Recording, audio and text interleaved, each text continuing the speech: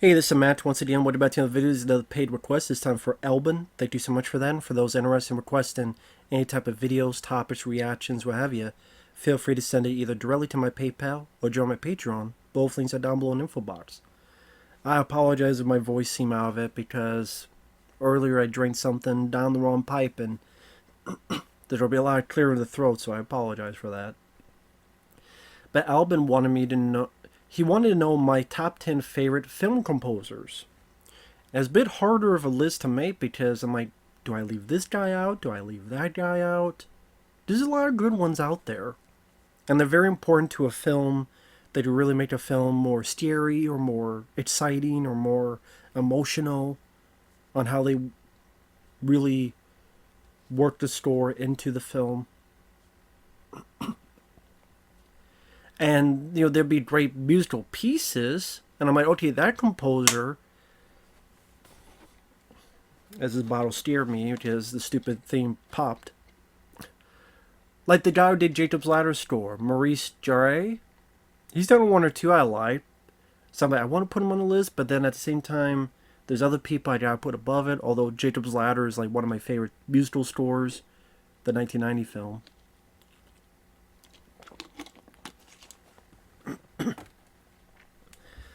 So I finally set down a list, and for all I know, if you ask me next week, number 5 could be number 6, and number 6 could be number 5. Number 3 could be number 4, and number 4 could be number 3. But the top two are pretty much would always be my top two. But anyway, going backwards, number 10, I would go with. I don't know why my words just escape my fucking brain. Like trying to put the words together, so I sounded drunk there for some reason. Number 10 would be Ennio Morricone. How to put him on the list? I mean, come on, Fist for $4 and the whole Man with No Name trilogy. His work on John Carpenter's The Thing, with a little bit of that John Carpenter feel to it, but that work among others. He's a legend. Whether people talk about spaghetti westerns or scores in general, I had to put Ennio Morricone on there. It just would not feel right to leave him out. And John Carpenter's The Thing is one of the best horror scores out there. Fantastic score. Which the Razzies at the time gave it a nomination for one of the worst scores of the year. Yeah, that shows how full of it the Razzies can be at times. Number 9, I put Brad Fiedel. I mean, The Terminator alone for that. But he did good work on the Fright Night, the original, and even Fright Night Part 2, and Terminator 2. Even that slasher film Just Before Dawn, it's a pretty good score. But especially the Terminator. How intense it sounds and how, that great main theme. Do do do do do do do do do do. Just classic. And a lot of moments in that score just really make you feel like this intense horror movie. Da na na na, da da na da na na na, da da na.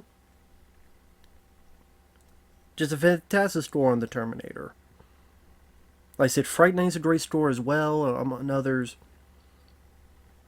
But Brad Fiedel deserves to be on a list like this. Number 8, Vince DiCola. Underrated. It's sad he only did like 2 or so movies. The only ones I could think of he did was Rocky 4 and Transformers the movie. But Rocky 4 I find to be, not only is it my favorite soundtrack, but the score is my favorite score of the Rocky films. I like Bill Conti, but Vince DiCola, I love the drive he has, whether train montage and other stuff, or during the fight at the end. Like so many times, I've gone on walks, I've gone on jogs, I've had my headphones on and listened to that soundtrack, including that score. It gets me pumped up. It gets me excited. It gets me filled with exhilaration. And the score for Transformers the movie, the 80s film, is a pretty good score. But definitely the Rocky 4 score alone, like I had to put him on the list there. If he got the chance to do a lot more scores and they're as memorable as Rocky 4, he'd be much higher on the list. But because there's only two films I could think of, that's the ones I put on there. I mean, that's why he's that low on the list. But yeah, I love the Rocky 4 soundtrack. And not just the songs, but the score as well. Number 7, I put Harold Faltermeyer.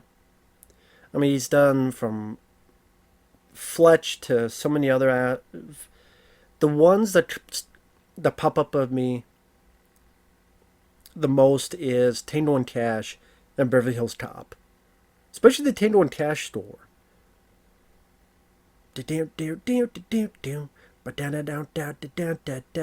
I'm like, that's a score to end the 80s on. You listen to that score and it just epitomizes the 80s and the excitement and the thrills, and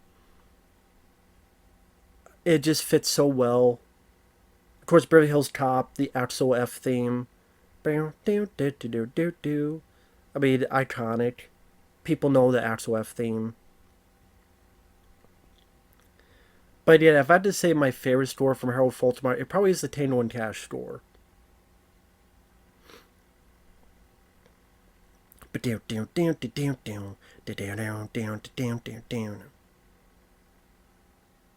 Even from the beginning. Just really drives the film's momentum forward right from the beginning of the film. Okay, let's do it. And you know you're in for a fun time when you're watching Tango and Cash. And that score helps propel that film forward from the get-go. So Harold Faltermeyer definitely deserves to be on the list. Number 6, I put Alan Silvestri. I mean, he did Back to the Future. He did the Delta Force, which is a kick-ass theme. But of course, I put him on here. My favorite is Predator. Again, intense. That's the common thing. Intense, adrenaline-pumping, exciting scores. They really make the blood pumping. Really drives the film's excitement, momentum. There's going to be repeated occurrence throughout a lot of this stuff. This is part of what the score is supposed to do. Complement it, and maybe even drive it. So if a scene is simple as watching, you're hearing the score and it gets you either scared or excited or thrilled or on edge. Even as people just looking through the trees in the jungle like Predator, but that score and the background keeps you on edge. And classic score, Predator. Number 5, John Williams. I mean, John Williams has to be on the list. Not just for Star Wars and, Jaws, Superman, which is one of my favorites of his. I go back and forth between Raiders of the Lost Ark and Superman the movie as to which is my favorite John Williams score. Sometimes I say Superman the movie score, sometimes I say Raiders of the Lost Ark score as to which John Williams I like more. Because those are my two favorite scores from him. I love the score for Jaws. That'd be number 3. All 3 are great. And the guy's done a lot of other wonderful stuff, but Raiders of the Lost Ark captured that adventure aspect so damn well.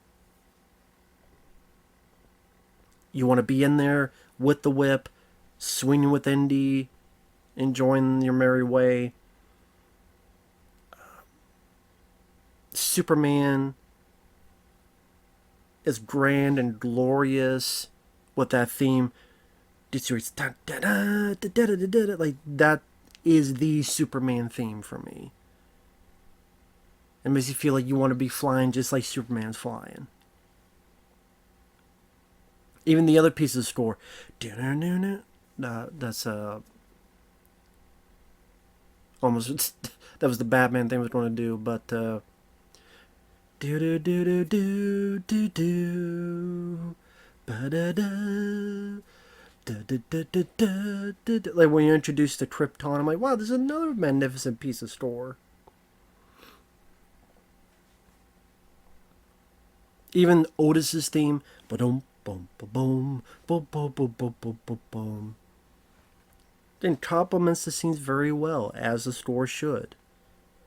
Yeah, John Williams had to be in there. Number 4, I'm going to put Hans Zimmer. In particular, he did Days of Thunder, which is an underrated score, and The Rock. But for me, my favorite is Broken Arrow. Broken Arrow, without a doubt, I love the score to that film. I mean, I love the film itself, but the score, I love the guitar work. But it down.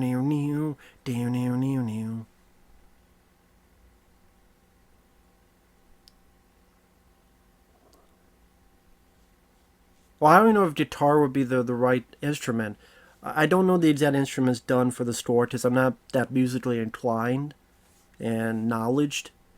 But the pieces of the Broken Arrow score, especially the fight scene where Christian Slater's beating up on John Travolta, but the da-na-na-na, da-na-na-na, that just be so hyped anytime I hear it. Anytime I hear it. I'm like, I'm floored. I'm ready for that scene. I'm like, man, use that scene. You could use that scene. You know how they say on YouTube, they do that thing where the Guile theme from Street Fighter used for all scenes. You could do that for that piece of music as well. Da-na-na-na, da-na-na-na. You could do that as well.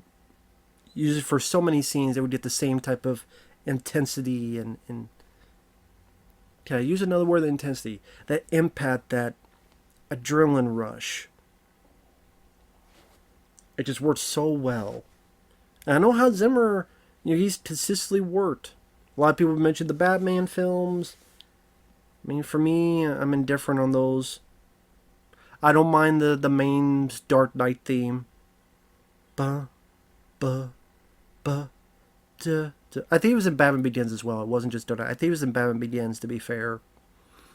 So that I don't know. I keep saying Dark Knight, but it's in Batman Begins. The other pieces of score, they're not bad. I mean, I would say I prefer Danny Elfman, but Hans Zimmer, again, just for the stuff he did with those action films of that time frame, really stood out for me. Even like Drop Zone is a really good score. In fact, I would say the score is better than the movie. Because I'm not big on Drop Zone. There's other Wesley Snipes films I like more. I don't hate Drop Zone, to be fair. I don't hate it. But I like Passenger 57 more. I like Demolition Man more. Among others, Blade 2. But I do think Drop Zone, the score, is better than the movie. But yeah, just he really knew how to give those adrenaline rushes. Even Days of Thunder.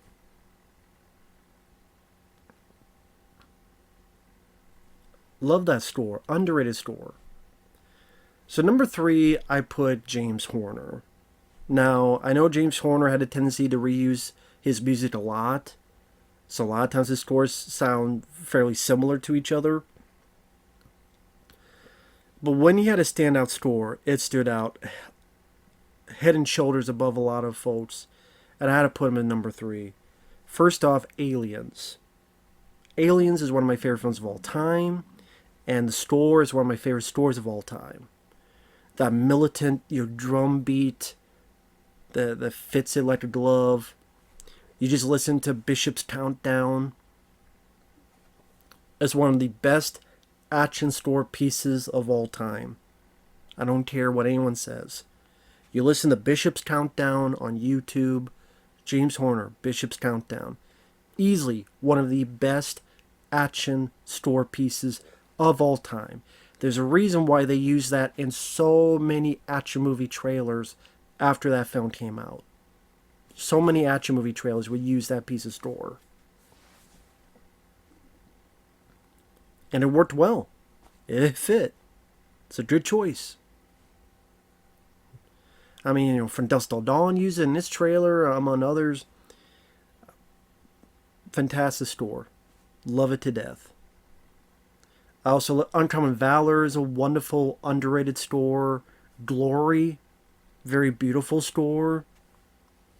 James Horner did a lot of wonderful work, and he passed away way too soon. I think it was a helicopter crash or something. Way too soon. It was very sad when I heard that. I'm like, oh man. So, yeah, he had a tendency to reuse some of his like Project X, the Matthew Broderick film. I like the I do like the movie quite a bit. I like the score, but the score I'm like, wait a minute, that sounds like the score from Aliens, and that sounds like the score for this because he did that a lot. But I still like the score. I still enjoy it. But it's like I remember that, or that sounds like this movie.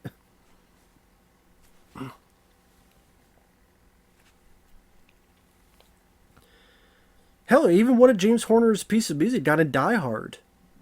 Remember that bit in Die Hard when was it Carl? The guy at the end with the gun, he raises up and Reginald Vo Johnson shoots the hell out of him, and that music, do do do do do do. That's James Horner. They took that from the Aliens soundtrack because it was supposed to be in that movie, but I think James Cameron took it out and put Bishop's Countdown again. I think it was supposed to be when Ripley kissed the alien off, the queen, and is climbing up. I think that music was supposed to be playing. But instead, James Cameron wanted to use the Bishop's Countdown thing again, which is good, works well. But I guess, hey, it wasn't used there, and it's a 20th Century Fox property, put it in Die Hard. It's kind of like Broken Arrow. Like, they took the Broken Arrow music and they put it in Scream 2 for Dewey. Boom, boom, boom, boom. Which didn't matter because he became a loser and he dies. So, anyway. Rest in peace to James Horner. I mean, the score for Alien still one of my favorites of all time. Number 2, John Carpenter. I mean, John Carpenter, he's my favorite director. He scored most of his films. Not all of them, like he didn't score Starman, although that's a good score. Jack Nietzsche, I believe, did that. There's a few others he didn't do. But man, so many of his musical pieces, Assault on Precinct 13, Big Trouble in Little China, The Fog, of course Halloween, they stand the test of time.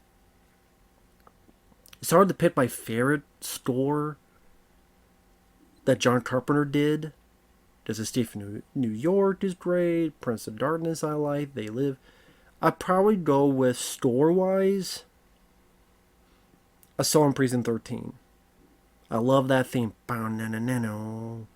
Bow na na na no. Bow down na na na no. Bow na na na no.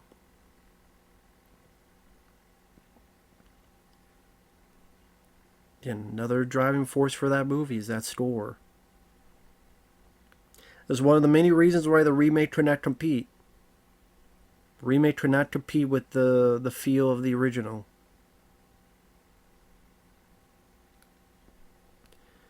And number 1, it had to be Jerry Goldsmith. Rest in peace to the guy. It had to be Jerry Goldsmith. I mean, come on. Jerry Goldsmith did the Rambo trilogy. You know, I'm a big fan of the Rambo films. The first 4, that is. And his score, First Blood, is wonderful, and I like the score in Rambo 3. But Rambo First Blood Part 2, once again, like Aliens, is one of my favorite scores of all time. To me, it's iconic, it's memorable. It epitomizes the 80s when you listen to that score, especially that music. I'm trying to remember what the piece of music is called.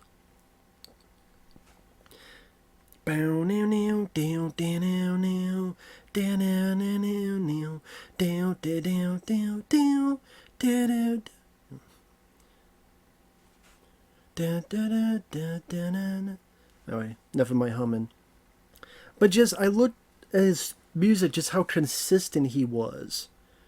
You know, for me, Leviathan, Alien, I think he did Outland, Star Trek the Motion Picture, you know, King Solomon's Mines to do his version of Indiana Jones, and he still did a really good job doing an Indiana Jones type of score. Total Recall. Star Trek 5 has a really good score. I mean, anytime I would see a movie and if it had a Jerry Goldsmith score, they may not all be bangers, as they call it, but if you have a Jerry Goldsmith score, it's very enticing. Air Force One, pretty good score. I mean, the list just goes on and on and on for what Jerry Goldsmith brought to the world of movies. Of course, Planet of the Apes. Do you remember the scores for those older movies? And again, my favorite would be the Rambo trilogy, Special Rambo vs. Blood Part 2. Like Leviathan, I love the score to this movie. I love it. I think it's a fantastic score. Underrated score. Runaway with Tom Selleck. Very different from other Jerry Goldsmith pieces. When you listen to the score in Runaway, it sounds very different from his scores from other movies, but still fit the film very well. Jerry Goldsmith was part of my childhood. Seeing films like Rambo and Leviathan and Star Trek the Motion Picture and, like I said, Runaway. And a lot of those times I looked at the music and go, oh, Jerry Goldsmith did it. Jerry Goldsmith did it. Gremlins. Just the list goes on. Explorers. Beautiful score. I like a lot more than the movie. Explorers is a beautiful score.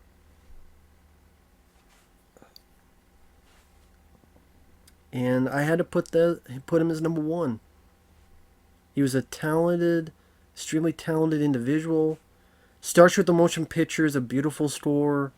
I could listen to that anytime.